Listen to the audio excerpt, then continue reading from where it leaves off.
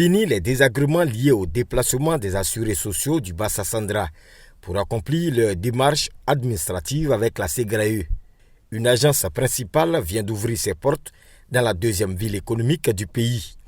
Ma joie est très grande parce que vraiment, ils ont vraiment pensé à nous. Transport, tout ça, chambre pour dormir. Maintenant, c'est ici même.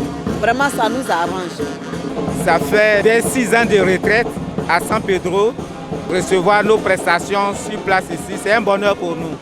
L'ouverture d'une agence principale de la Caisse générale de retraite des agents de l'État à San Pedro, une fierté pour le Bassa-Sandra.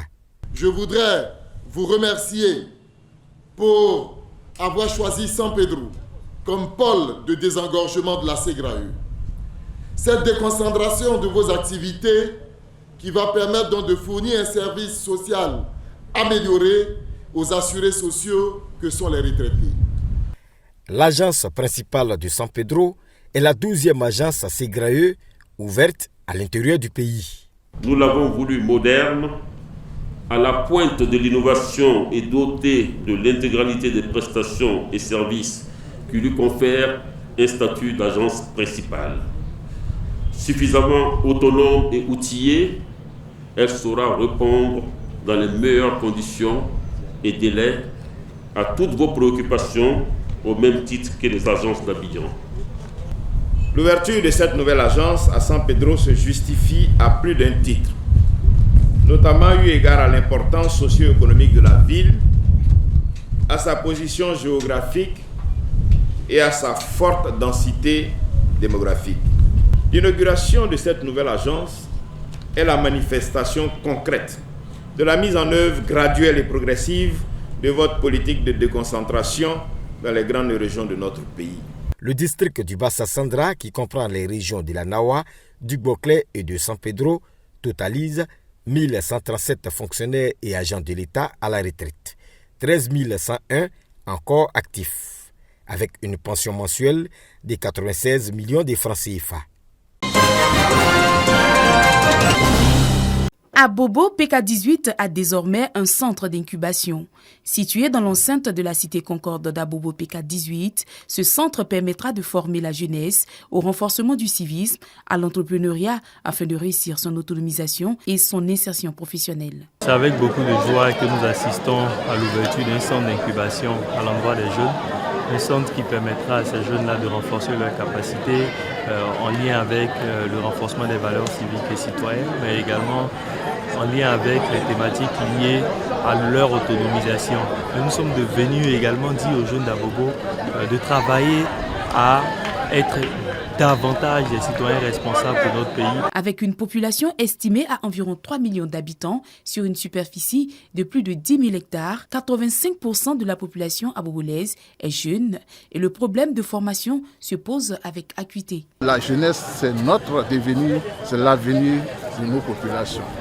Et je voudrais leur dire de tout faire pour fréquenter ce centre, pour avoir la formation adéquate. Ce projet communautaire est financé par le groupe Boeing et Léo Lagrange pour assurer le bien-être des populations. Un acte salué par le ministère en charge de la jeunesse. C'est donc tout naturellement que nous accompagnons cette initiative.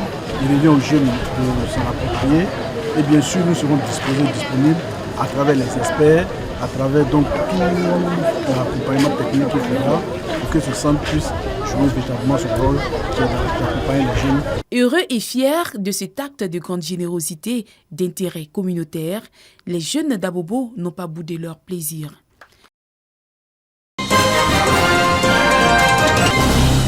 À Mbadon, village situé dans la commune de Cocody, l'heure est aux réjouissances.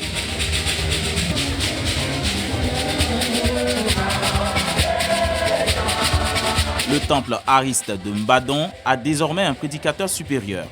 Le nouveau guide religieux de cette communauté a été consacré lors d'un culte d'action de grâce par ses pairs en présence du ministre-gouverneur Begré Mambé. Le rôle sacerdotal, qui est celui du prédicateur en chef, est un rôle fondamental pour stabiliser la société, créer la cohésion et militer pour la fraternité au sein de toutes les communautés religieuses. Donc c'est un signe que nous avons voulu exprimer à l'égard de nos frères et sœurs Haris de Mbadon. Ce berger que Dieu nous a donné ce matin, eh bien, va cristalliser toutes les énergies des hommes de Dieu, des clergés autour de lui, pour conduire le peuple de Dieu vers le bâturage. Aussitôt consacré, le révérend Nyawa Makambou Jacques s'engage à relever les défis sacerdotaux, mais aussi à œuvrer en vue d'instaurer un environnement de paix et de cohésion entre les fils du village. Dans Colossiens 1, la Bible dit que Dieu étant en Christ, réconciliant tant ce qui était sur la terre avec lui-même. N'oubliez pas que c'est lorsque Adam a désobéi à Dieu que les premières crises familiales ont commencé, qu'il a commencé à accuser Ève. Donc tant que l'homme n'est pas réconcilié avec Dieu, il ne peut pas se réconcilier avec son frère et sa sœur.